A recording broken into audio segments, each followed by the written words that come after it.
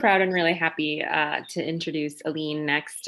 She's been working tirelessly as well as like the PA leadership team on I think something that they're really passionate about and something that they really want to make positive change towards, which is increasing diversity in our own PA leadership and group. But also I think the really interesting thing that you'll all hear about is the mentorship component and the really unique curriculum that they've built and created. So I'll hand it over to her.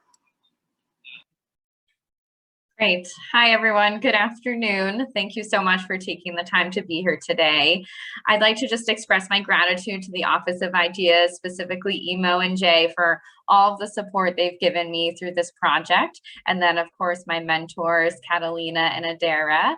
And then I will also talk about the folks who were part of this project as well. But let me share my screen.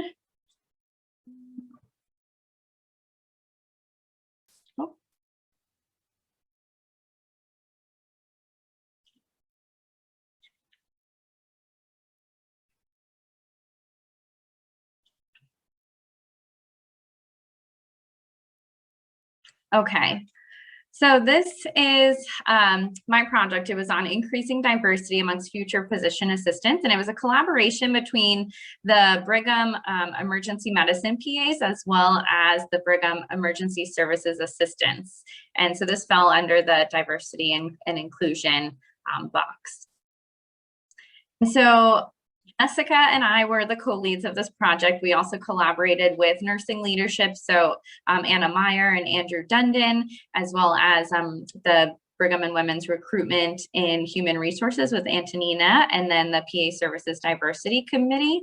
And our objectives were to really provide minority individuals, specifically the ESAs, with an experience to learn about careers in healthcare, as well as to network with healthcare professionals within the Brigham, and create an opportunity for mentorship of pre-PA students. And then lastly, to increase diversity in the PA profession overall. And so I'm gonna spend the majority of my presentation talking about the curriculum we implemented, as our mentees are still in their 11th week of the mentorship. Their final week is next week, and we'll be implementing the post-mentorship surveys at that point. So we don't have all of our data yet, but I will talk about the curriculum and the feedback we've gotten thus far. And so here are all of our PA mentors, which I talked a little bit about at our midway presentation. We have Kim, Hannah, Alex, Kelsey, and Noah, and 3 of whom were actually ESAs themselves. So I feel like that really brought a special relationship to the mentorship with their ESAs. Here are all of our mentees. So we have Fabiola, Nam, Harena, Talessa, and Samantha. And we actually ended up having 14 applicants, and we selected 5 of those, and the ESA pool, the full-time pool, is about 50 or so. So we thought it was a pretty good applicant pool. And just to kind of jump ahead a little bit, out of the 5, Harena already got into PA school during the mentorship, so that was amazing. She's going to MGH IHP in the fall, and then Samantha has completed her application to PA school, so the others are still in the works, but I'd like to attribute a lot of that to the great work the mentors did the past 3 months. And so this was our curriculum.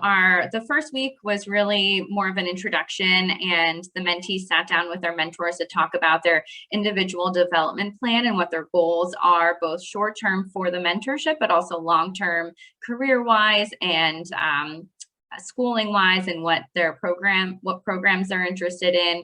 And initially we had opened up the mentorship to anyone who wanted to go to either medical school, PA school, or nursing school. And it just so happened that the 5 that we ended up selecting, actually most of the applicants were interested in PA school. So the first session was really just laying the groundwork for what the next several weeks was going to look like. The second week was specifically going over a few case reviews and then applying the discussion that they had to physical exam skills. So the mentees went to the emergency department, and their mentors took them around the ED and had them do lung exams, abdominal exams, cardiac exams, and we got some great feedback on that it was the first time where they felt they were more in a clinical role rather than an ESA role, and learning kind of on the job and in person, which they really enjoyed. The third week was a clinicians in medicine panel. So despite all the 5 mentors being mentees being interested in PA school, we really wanted them to hear from clinicians in all healthcare fields.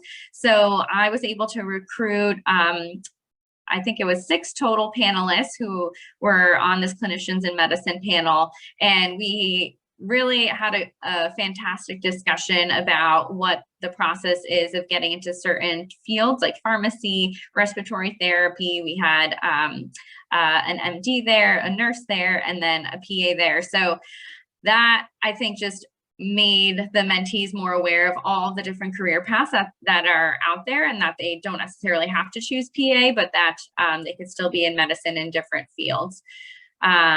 And we actually did record that, so I'd be happy to share with anyone who's interested. And week 4 was an ultrasound skills workshop. So working with Denny, the mentors were able to, again, go around the emergency department with their mentees and practice ultrasound skills, which I don't think any of them had much experience with. So the feedback from the mentors I got was that it was really rewarding to see the mentees so excited about holding the ultrasound and working with the ultrasound and being able to see the different cardiac views and practice biliary ultrasounds, although it was all pretty challenging for the ESAs.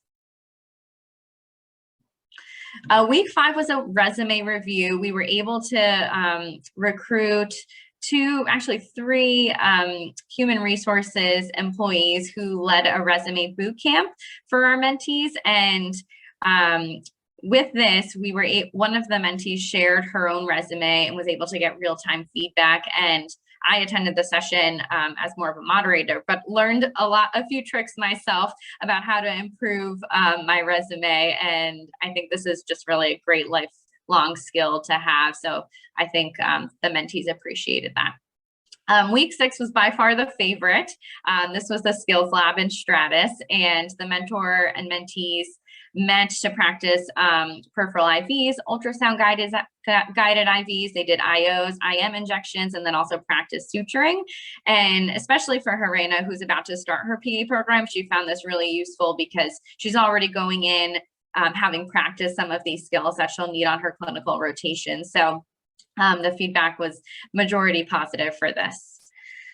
Week 7 was an application review and mock interview. So I don't think anyone actually ended up doing a mock interview because most were still pretty early in their application process, but a lot of them, the CASPA application for PA programs opened up in April. So a lot of them who are interested in applying this year were able to go through that with their mentor, or even just create an application, a mock application, to see exactly what it entails and go through that with their mentor, because it is kind of a daunting process.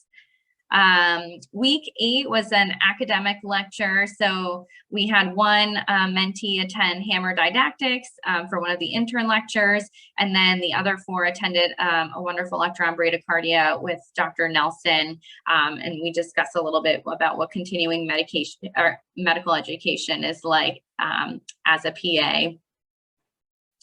Week 9 was an open forum, so this was a time for them to revisit their resumes or talk more about their PA school applications, research scholarships, and then just touching base on their individual development plans and making sure that they were hitting all of their goals. And then week 10, which was last week, they shadowed the PAs in the ED and were able to see kind of what 2 hours was like as a PA, actually interviewing patients and putting together differentials and following through on their plans. This week was a diversity journal club. So I sent a few articles to the group and they were able to choose one and discuss with their mentors what diversity means to them and being a minority in medicine. And 2 of the articles were actually, one was by Adair and one was by Onyeka, their recent pieces. So one of the mentees actually posted on Facebook and shared with her network one of the journal pieces. So that was really nice to see. And then next week will be the debrief and feedback where they'll complete their post-mentorship surveys, and we'll be able to get some data on what their experience was like. So this is just some of the feedback we've gotten thus far. So one of the mentees said that the skills lab was amazing. It was so fun to learn how to suture, place an IO, and practice ultrasound guided IVs. I'm so glad this was part of the curriculum. One of the mentors said, we both enjoyed our physical exam shift and learned a lot doing ultrasound with Denny today. And then another mentee said, overall, I learned a lot from my mentor experience in the setup at Stratus. However, I'd like to have more time exposure to such hands-on practice. And so the next steps will be completing the mentorship feedback survey next week.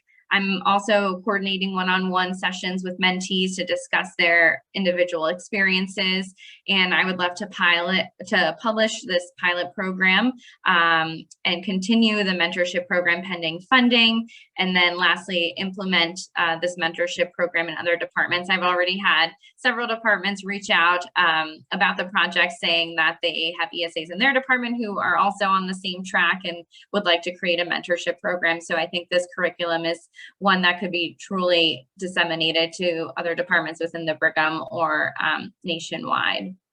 And so this is the mentoring evaluation form we'll be using next week. There's the NIH has a great mentorship program, so we'll be modifying this, and both the mentor and the mentee will be able to complete their own feedback survey. And then lastly, I found a validated survey of the Munich Evaluation of Mentoring questionnaire, and this was published back in 2015. But basically, they use this questionnaire on 134 mentees, and we're able to validate it. So this is kind of what it looks like. But basically, the first part is talking about the mentoring relationship. And then parts 2 through 4 are where you identify certain areas of interest, which will be pretty unique to each individual and whether they were satisfied or unsatisfied with how their mentor helped them through those interests or through those goals. And then some qualitative feedback at the end. So I'm looking forward to seeing that next week.